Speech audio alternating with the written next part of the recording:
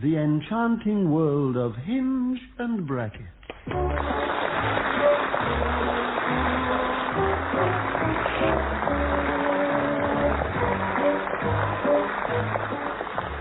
Quite an eventful weekend is in store for Dame Hilda and the Doctor. After a 10-year engagement, Marigold, the only daughter of Mr. and Mrs. Leonard Percival, is to marry Sidney Underwood, a railway clerk from Stackton Tressel. Mr. Percival is the local organist and choirmaster. But as he will be giving dear Marigold away, the Doctor has agreed to deputise on the organ. This means a visit to the Percivals on the eve of the wedding to make final arrangements, and of course the ladies are looking forward to this very much indeed. I do not want to go, Hilda. I just do not want to go. Well, neither do I, dear, but we've got to go. We promised Leonard. The prospect of sitting on that horsehair settee for an hour, listening to Violet go on and on, appalls me. Yes, I know, dear. I know exactly how you feel. She was on the phone for over an hour this morning while you were at the hairdresser's. Oh, thank goodness we weren't paying for the call. We were, dear.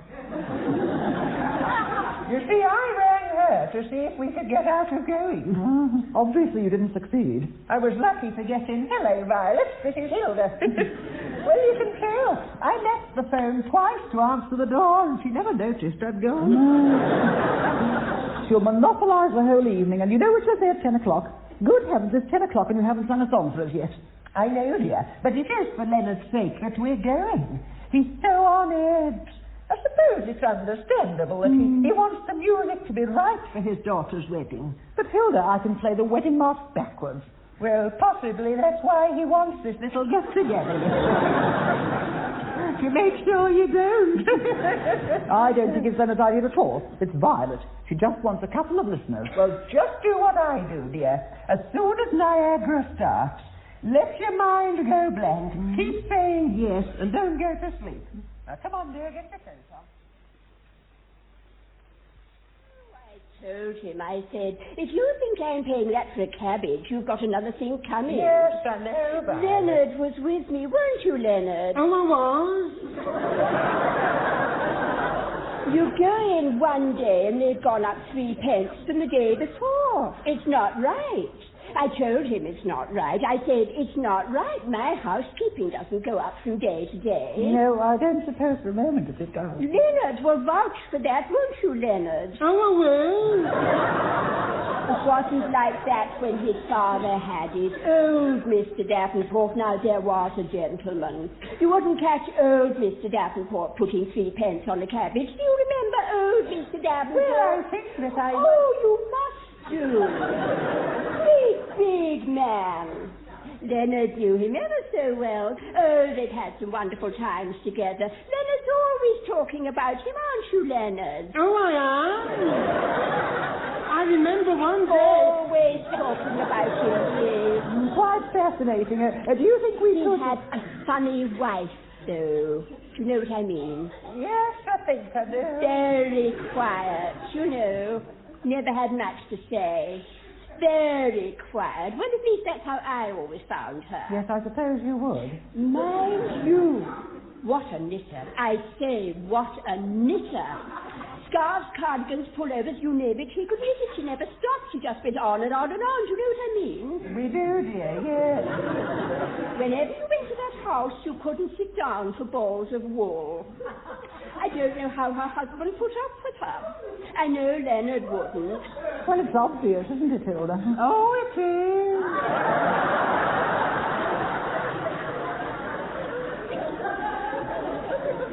He frightens me when he's roused, you know. Oh, I've noticed. Yes, it's a man's world. I've always said that. Anyway, let me make you a cup of tea. You must be thirsty after all this talking. Oh, you don't have to go to all that trouble for us, Violet.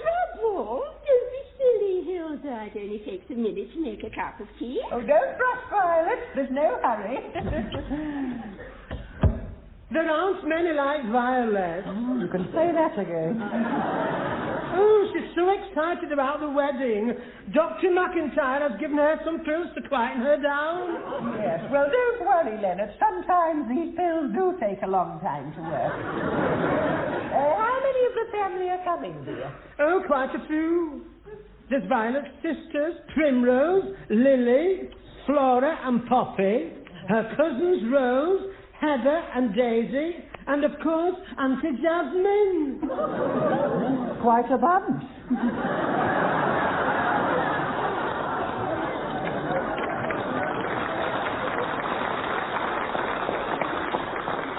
Tell me, Leonard, are they all sleeping in the same bed? Oh, that's very funny, dear. Yes, I like that. I wish I'd thought of it. It'll be nice to see Auntie Jasmine again. Yes, she must be getting on now, Leonard. Oh, yes, she is. 93, she suspects, till November. Just imagine, Evadne, 93. Does she still ride her bicycle, Leonard? Oh, she does? 93 and still pedaling, dear. Amazing. Mind you, she's had to give up the squash. Got on the barley water then, eh? Oh, very good, dear. Now, help yourselves, ladies. Oh, this looks lovely, Violet. Here's your tea, Hilda. And yours, Evadne. Oh, thank you, dear. Thank you. Here's your glass of hot water, Leonard. Hot water? You're going to soak your feet? Leonard couldn't go to bed without his glass of hot water. He's been taking it over 25 years. Dr. Pritchard prescribed it when Leonard contracted colic on Bonfire Night 1952. Oh, and is it feeling any easier now, then? I only had the one twinge. Well, don't you think you could stop taking the water now, then, Leonard? Oh, Dr. Pritchard was very adamant. Don't stop till I tell you, he said. Then he died. Anyway, good health. I haven't told you about Marigold and Sydney's little house yet, have I? No, not yet, Violet. Oh, you would like it, Hilda. The wallpaper in the hall is beautiful. I chose it for them. Sort of deep maroon with gold cherries running across diagonally. Maroon bathroom suite that I chose for them. Oh, it's a picture with the ducks in flight over the mirror. Oh, yeah, and Sidney did all the tiling himself, you know. Lovely tiles, maroon. I chose them. Yes. That's been a marvellous conducted tour, Violet. I feel I know the place intimately. Well, we certainly know what colour it is. Oh, good heavens, it's 10 o'clock and you haven't sung a song for us yet. Well, come on, Hilda, let's sing for our supper.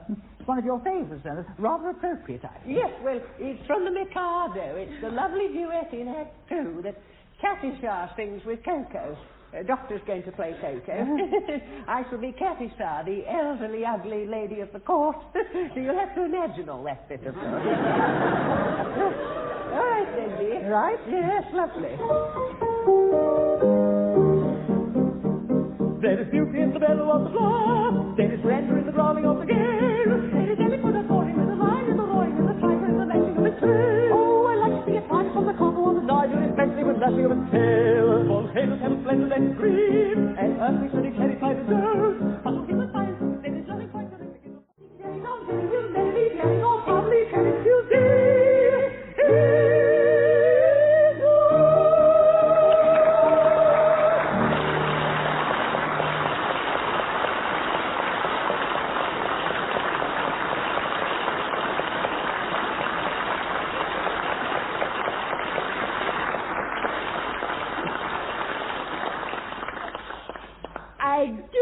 You'll sing that at the reception tomorrow. Oh, don't worry, we'll bring a selection. I rather think we should be going, dear. It is getting quite late. Well, right you are, dear. Well, thank you for a lovely evening, Violet. Oh, pleasure.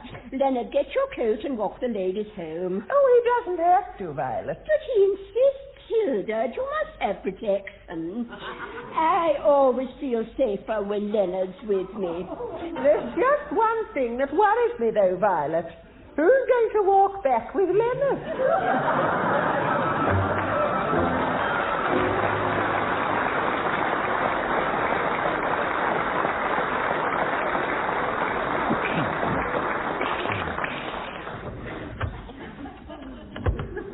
Now, good morning, dear. Lovely morning. Yes, I'm so pleased for Sydney and Marigold.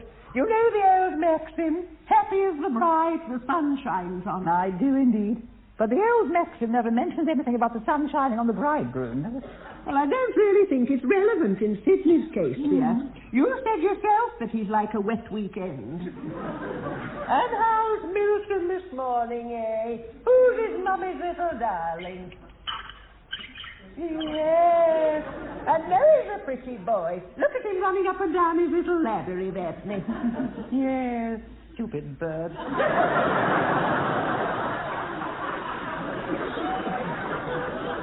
He's excited about something.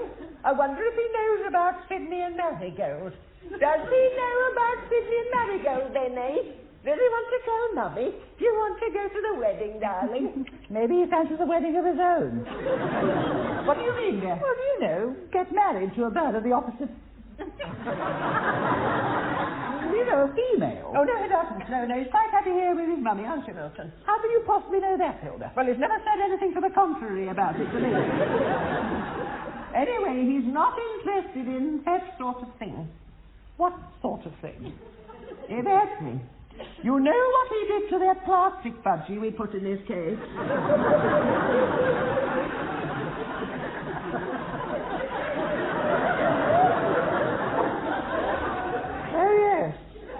Yes, I've forgotten about that.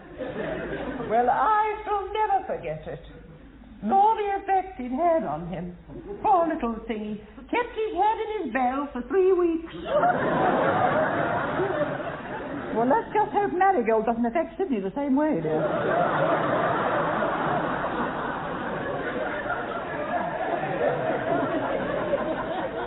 You know, I think I'll let Milton out of his cage. Let him work off a little surplus energy. You're not letting him out while I'm in the room. Oh, Evadne, don't be so pernickety. He won't land on your head. That's what you said last time, and he ripped my hairnet to shreds.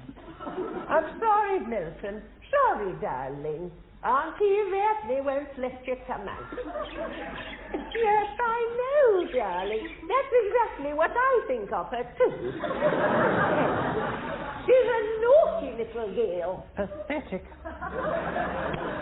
I don't care what you say, Evadne. I'm going to open his cage door, and if he wants to come out, he can. Well, he can have the room for himself. I shall go out and cut a few roses. There aren't any worth cutting. Of course there are. Look down there by... Hilda, what's that in the garden? Where, dear? Oh, there. Something moving by the sweet peas. Oh, yes. Isn't old Mrs. Austin's tortoise? It does go nosing around the place. It's a bit like old Mrs. Austin. Well, whatever it is, dear, it seems to be caught up in the sweet pea netting. Come along, dear, let's go and investigate. Are we all right to go into the garden in our dressing gowns, dear? Well, I don't think we need to be embarrassed in front of a tortoise. I meant the weather. It's suddenly become rather overcast. Well, we'll only be gone a couple of minutes, dear. I won't be long, Milton. Come on. It's a hedgehog, dear. I can see that, Hilda. Well, come on. I'll lift the string and you lift the hedgehog. I was going to suggest that you lift the hedgehog. Oh, Evadne, don't be so squeamish. I'm not being squeamish, Hilda. I had the organ to play this afternoon, and I don't want to puncture my fingers. Oh, all right. Come along, little fella, my lad. That's it. Who's been a naughty boy then, eh? Who's got himself caught in Auntie Hilda's stringy wingy? Oh, look, Evadne, he's curling up. So am I. Oh, do let's keep him, dear. We can give him a good home. Yes, we can put him in the cage with Milton. They are good for the garden. I do believe they eat slugs. Yes, the pity they don't eat budgerigars. Now put him on the lawn, dear, and let's get inside. It's gone quite chilly. Bye-bye, Prickles. Get to your natural habitat. Hilda, we're locked out. We can't be. We are, dear. We're locked out. Oh, don't be silly, dear. Here, let me have a go.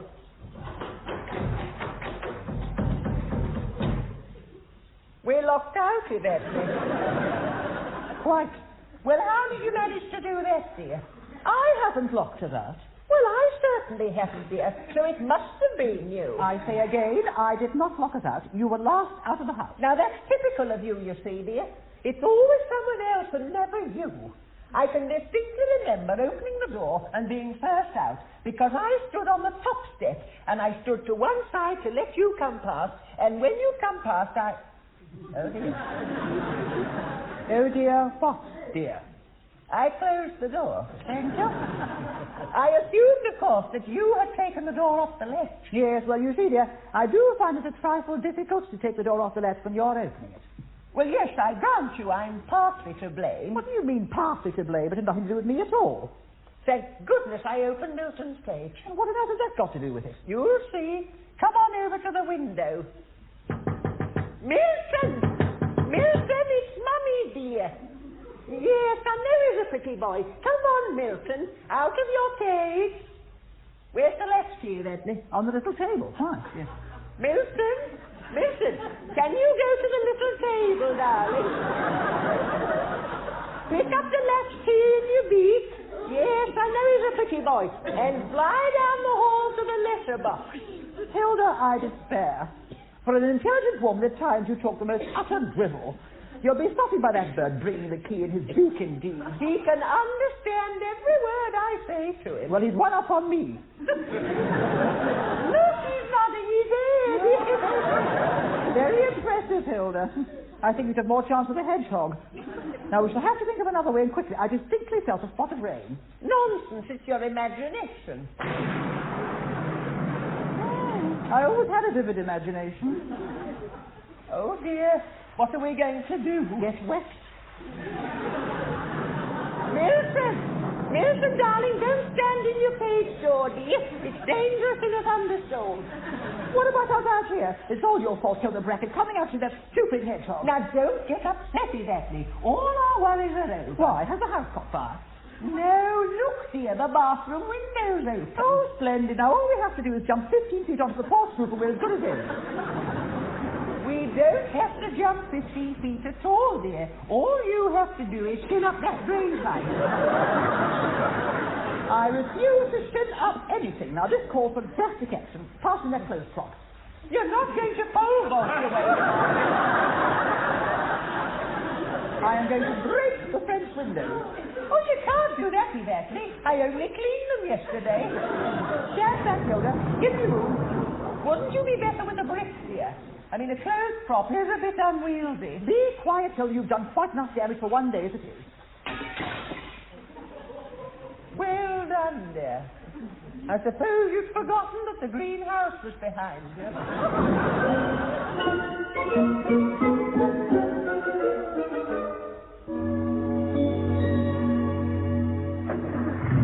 What a lovely service. Oh, it was. Well, the choir wasn't good voice. Oh, he was, wasn't he? Yes. Pleasant little voice, Douglas. We did ask for the full choir, didn't we, Leonard? Well, you weren't to know that the other two were going to catch measles. Oh, tell me what you thought of Marigold's dress. Yes. Yes, it was very nice. Very nice, wasn't it, dear? Oh, yes, very nice. Indeed, very nice. I designed and made it myself, you know. Oh, you could tell. Oh, yes, it had your handiwork stamped all over it, Violet. All over it. You wouldn't think I finished it in a hurry, would you? Oh, no. Good heavens. Did you really? Oh, you couldn't tell. You couldn't tell at all. No, I don't think anybody would have noticed that you'd run out of white cotton. And I may, it was very nice. Pity about Sydney's top hat, wasn't it? Oh, yes, I know what you mean, dear. He was all right when he was holding it. Yes, it was when he put it on. He sort of disappeared. I thought Sydney looked very nice. Oh, he did, Violet. He looked very nice. I just thought to myself, thank goodness for his ears.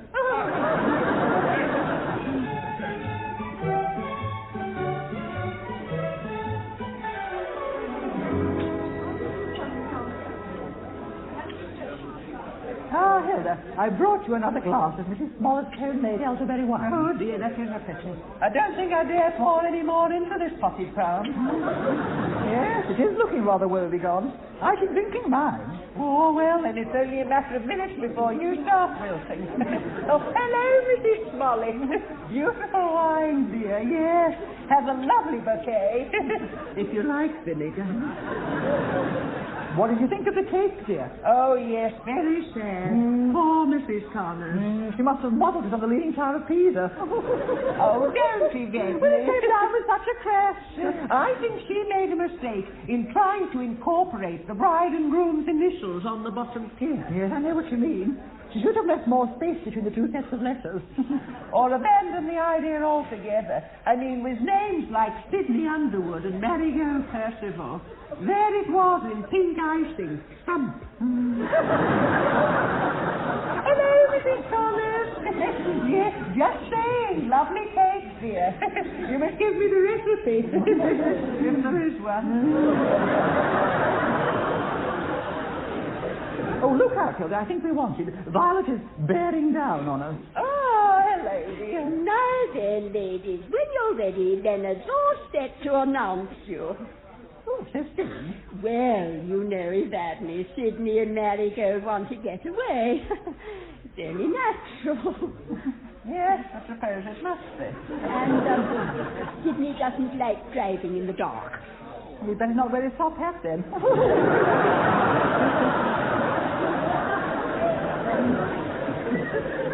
Where are they going there, Violet? Well, Sidney wanted to tour Scotland and Marigold wanted to go to Cornwall, so in the end they decided to compromise and they're going to Cornwall. Well, I'm sure they'll be very happy. Oh, yes. Don't you think they're ideally suited? Oh, I do. No. This is one of the happiest days of my life. Yes, well, don't let's get weepy, Violet.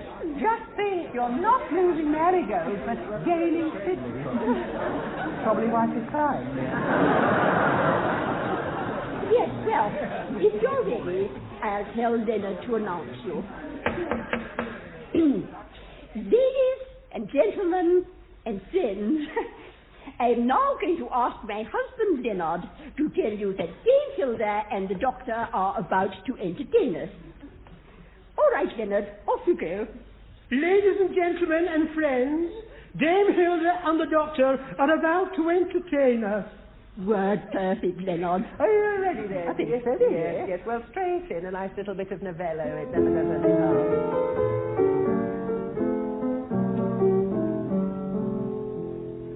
A maiden sits in her lonely room, a story told in Denmark. They fled to a door in her tears. Marie, who loves the food of rich Marie. Flippity-cop, flippity-cop, flippity-cop, flippity-cop, who loves the blue, to the red,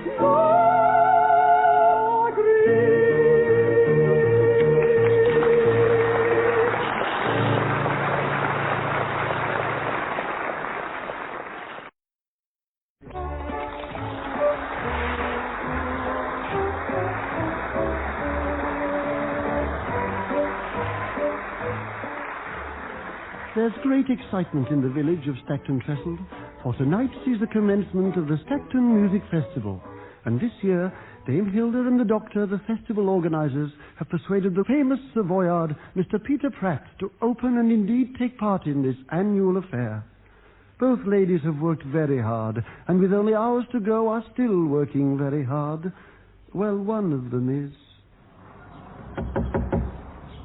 I'm coming.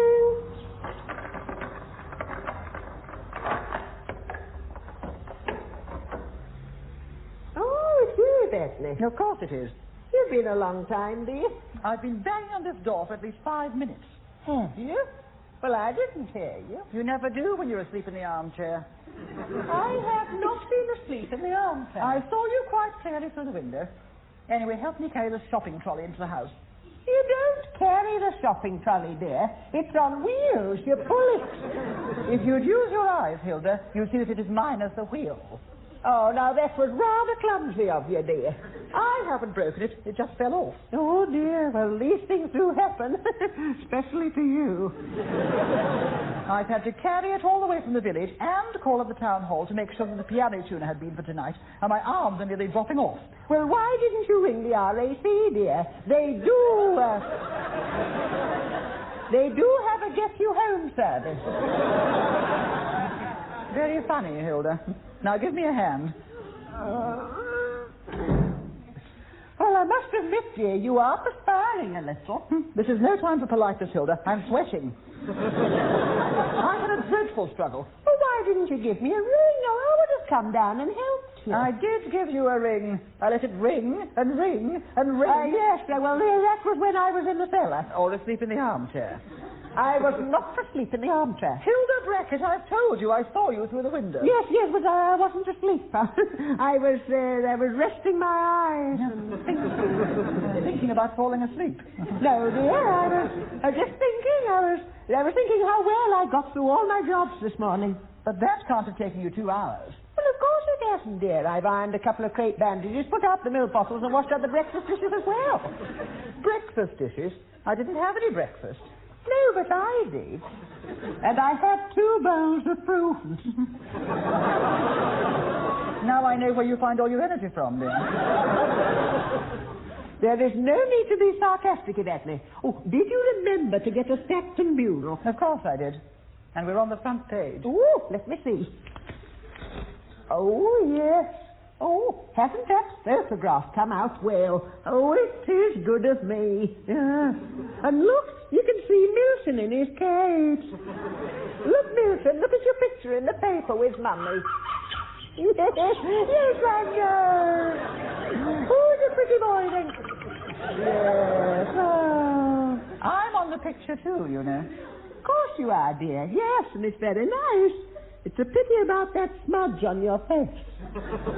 Probably printer's ink. What a shame it's where it is.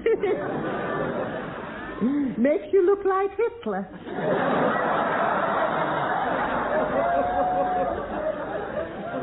Honestly, Hilda, you are quite unfeeling. Is it a good article? I don't know. I haven't read it. Well, let me put my readers on. Oh. Dame Hilda Bracket, her budgerigar Milton, and Dr. Hinge.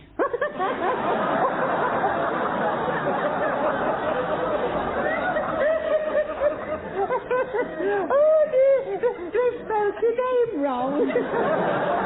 As they invariably do. Yes, what was it last time? Oh, yes, Dr. Binge. They called me everything except Dr. Finge. Well, I must say they've gone to town. Look at the headlines. Peter Pratt to visit Stackton. Big scoop for Dame Hilda. Dame Hilda Bracket has secured the services of Mr. Peter Pratt, the world-famous Savoyard, to officially open and appear in the Stackton Music Festival. I didn't realize you'd done it all on your own there. I thought I'd helped you. Oh, you know what the press are like, dear. Oh, just a minute. Here's something about you. Yes. After she was excited at the prospect of playing the piano for such an eminent Gilbert and Sullivan performer, Dr. Finge said...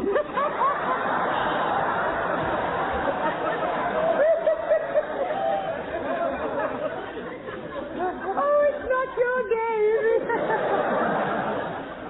You wouldn't laugh if they misspelled your name as Hilda Bucket, would you? No, I wouldn't, dear. But you see, they never do. Oh, telephone, dear. I'll get it. Stackton 295. Oh, hello, Peter. It's Peter, dear. You're where? He's at the station, Hilda. Oh, I see. He's caught an earlier train. Well, look, Peter, shall we arrange a taxi for you? No, it's no trouble at all. Yes? Let me have a word with him, dear. No, he wants to talk to me. We're so looking forward to seeing you again, Peter. How is who? You're talking to Evadne. Yes, I suppose we do sound alike. Well, you stay where you are, Peter, and we'll have you with us in no time at all. Bye-bye. I tell you what, dear, you ring up for the taxi and I'll go and put the kettle on. Oh, are you sure it's not too much trouble, dear, after your morning labours? Oh, yes, that's all right. You do it.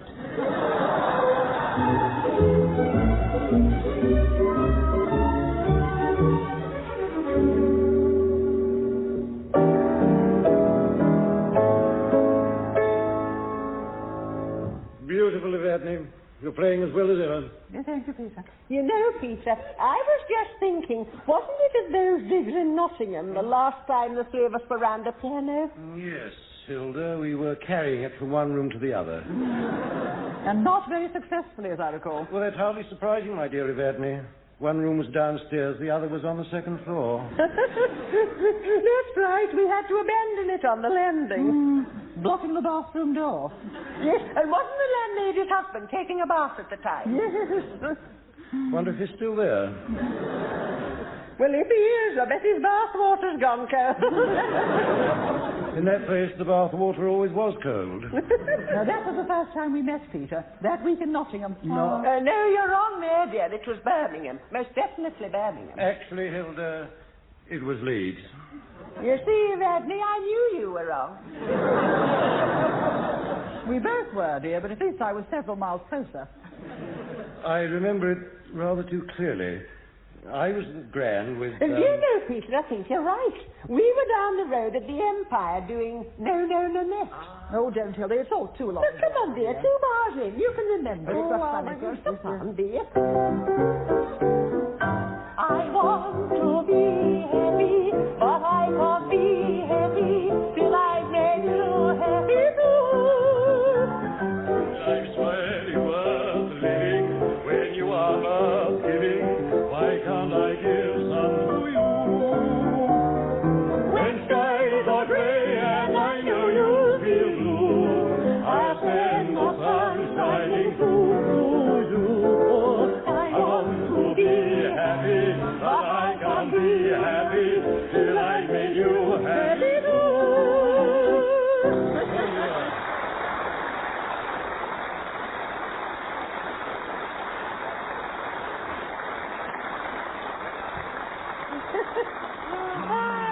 What was that show that we were doing after that? You came along to see us. The wonderful fellow. No, it wasn't. That's right. It was one of Coward's conversation piece.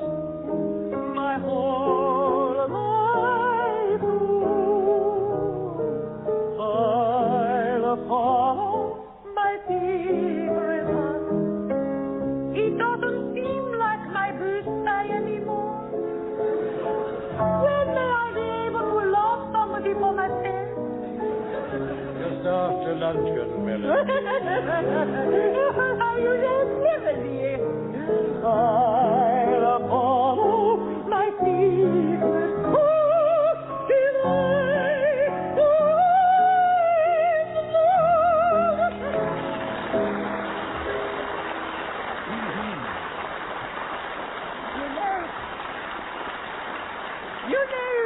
You know, Peter, I've always thought you'd do awfully well in those sort of shows. You know, those lovely clipped songs, those lovely ones that you used to do. What was it? You had a favourite number, I remember. It was, oh, yes, Daphne remembers it. It was... lovely black eyes. Oh, what a surprise. Only for telling a man he was wrong. Two lovely black eyes. Second time! Two lovely black eyes. Yes, that I know. Oh, what a surprise. Better than steak. Only for telling a man he was wrong. Two lovely black eyes. You know the other one, Daphne?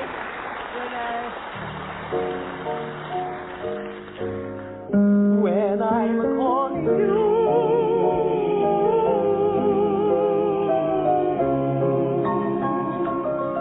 will you answer?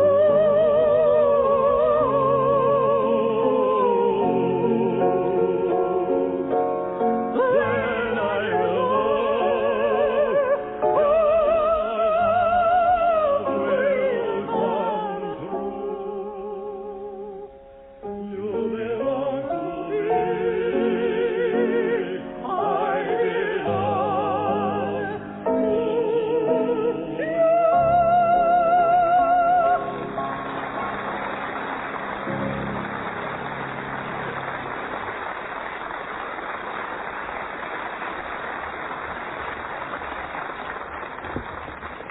It's no good. We're going to have to tear ourselves away from the piano. Otherwise, we're never going to make it. Good heavens, it's 4:15. And we have to be at the town hall at 6, you know. Well, do you want to go and bathe first, Peter, while Evadne and I run through the programme? The Bath Festival, I suppose so. I'll give you a shout when I finish. Well, all right, then. And don't use all the hot water. Like you did in Nottingham. Birmingham. Leeds.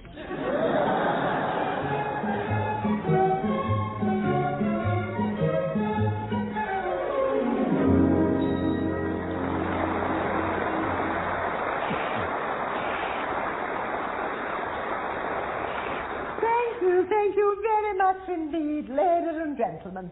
And on behalf of the Doctor and myself, welcome to our very own Stackton Music Festival. Yes, I echo those remarks. I know you do, dear. That's why I said on behalf of the Doctor and myself. Now, before I introduce our very famous opener, I have some urgent news.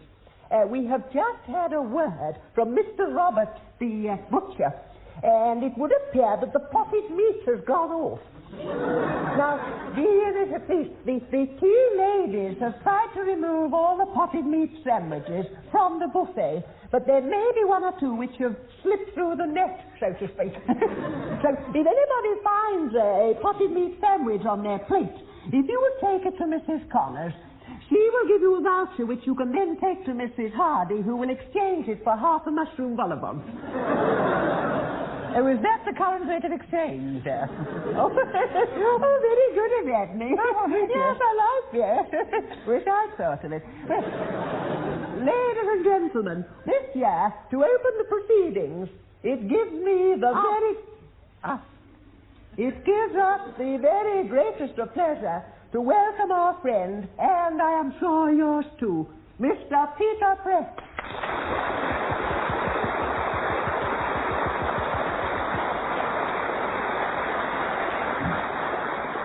Thank you very much. It has been said before, I am much touched by this reception. Dame Hilda, Dr. Hinge, ladies and gentlemen, music lovers of Stackton. I didn't know that tonight I'd have the honour to appear in the same hall as the PM, the potted meat. Oh, very good, Peter. So topical. For me, it's a privilege and a pleasure to be invited by these two charming ladies, my dear old friends who have worked so very hard to make this annual festival an annual success, indeed, a perennial success. To launch a music festival, it might be appropriate to break a bottle of champagne over the piano. Oh, very good. But I will content myself, and I hope you, by saying simply, I declare the Stackton Music Festival open.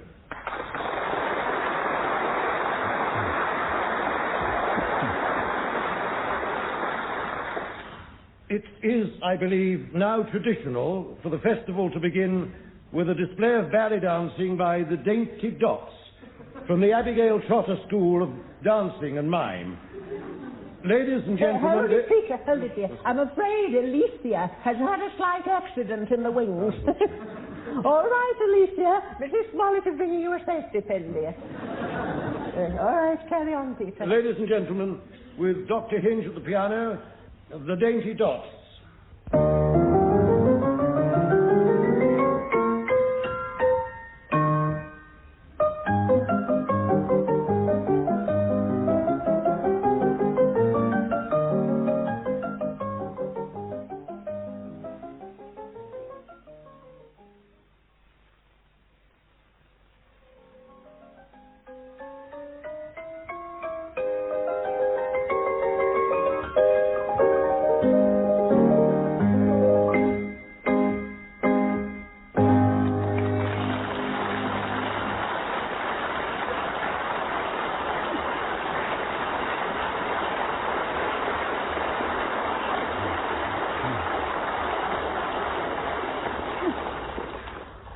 Doctor, for that wonderful accompaniment.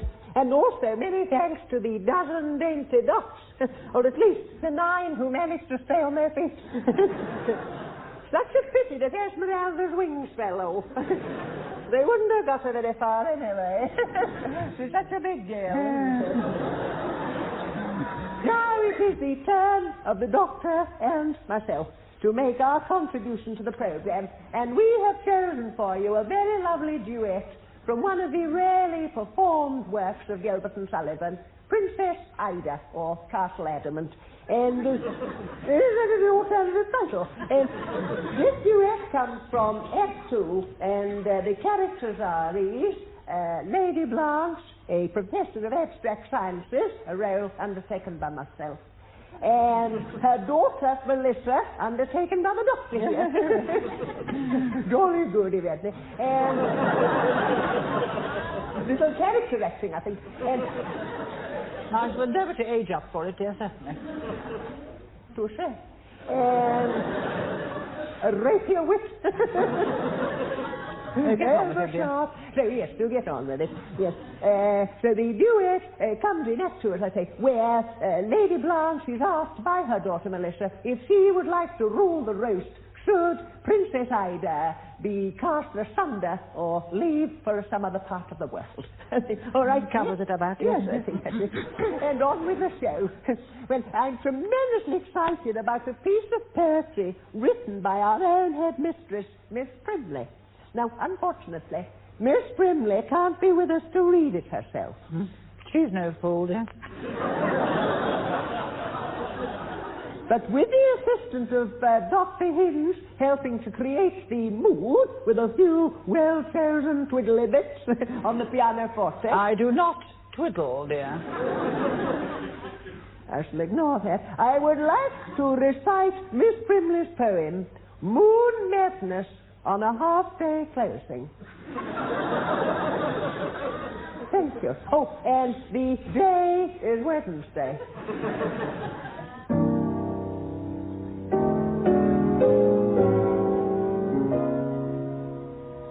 The full moon bathed in the gloom of Hobbit's Wood.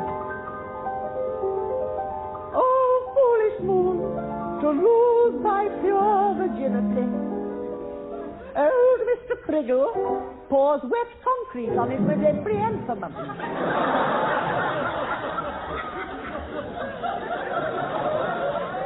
Alas, he is alone.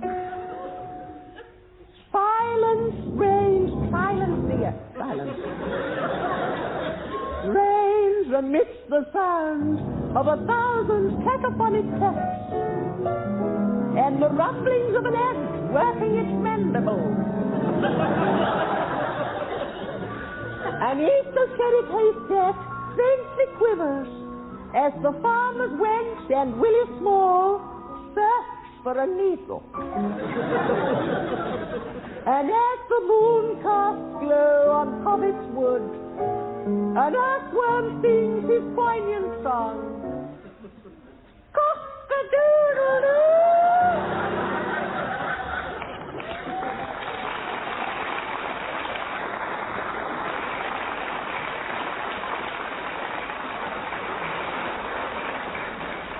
And now, ladies and gentlemen, I am delighted to tell you that our special guest, dear Peter, is going to entertain us in his own inimitable way. Please, would you welcome back Mr. Peter Tressel.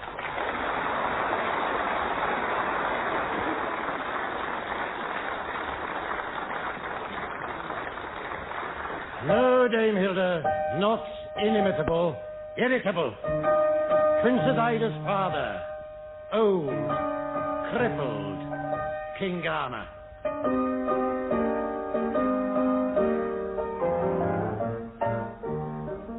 If you give me your attention, I will tell you what I am. I'm a genuine philanthropist, all other kinds I sham.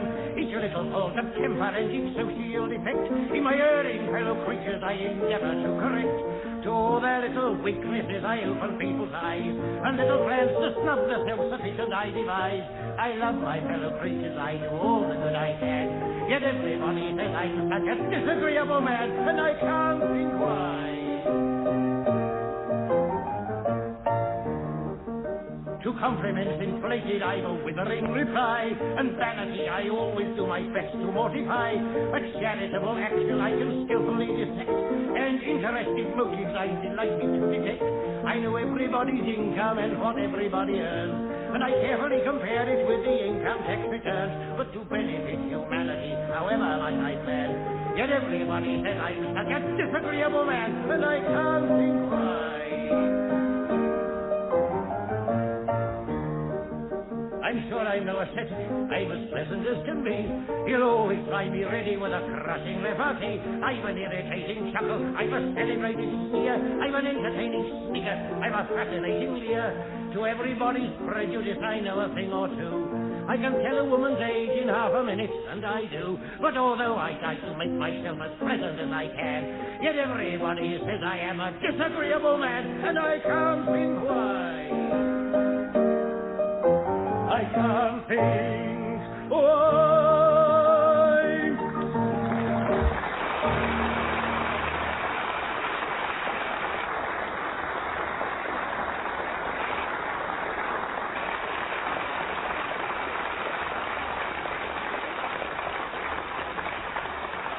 Oh, bless you, Peter, that was lovely. Oh, very delightful. Oh, it took me back, that, you know. Yes, to when I played idol, of course. And here I am now singing Lady Blanche. Well, however, you know, as it has come now to the end of our festival, I think I should tell all you lovely people here that Peter here, our friend, has consented to join us in a trio for three voices. And we have chosen a piece for you from one of the prettiest of all Gilbert and Sullivan pieces, Ruddigore. Now, I hope for those of you of a nervous disposition you won't find it too frightening. Because it does take place in the haunted castle in Act 2. But however, or Act 2 in the haunted castle. Now, the Platter Trio from Act 2 of Ruddigore. Take it away, Doctor.